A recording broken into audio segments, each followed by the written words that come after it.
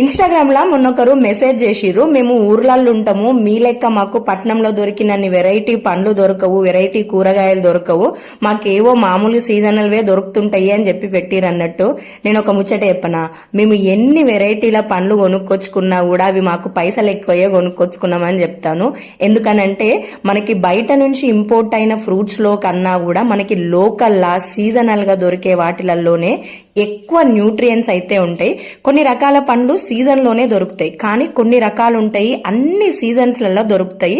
అట్లాంటి వాటిలలో ఒకటి జామకాయ, కింగ్ ఆఫ్ ద ఫ్రూట్ అని చెప్తాను నేను చెప్పుడు కాదు, స్టడీస్ కూడా అవే చెప్తున్నాయి. పండ్లన్నింటిలో వైటమిన్ సి ఎక్కువ ఉండేది జామకాయలోనే. వైటమిన్ సి ఇమ్యూనిటీని డెవలప్ చేయడంలో ఎంత బాగా యూజ్ అవుతుందో మన అందరికీ తెలుసు. మంచి ఫైబర్ కూడా ఉంటది, గట్ హెల్త్ కి మంచిది, డైజెషన్ కి మంచిది, స్కిన్ కి హెయిర్ కి ఎట్లయినా మంచిదే.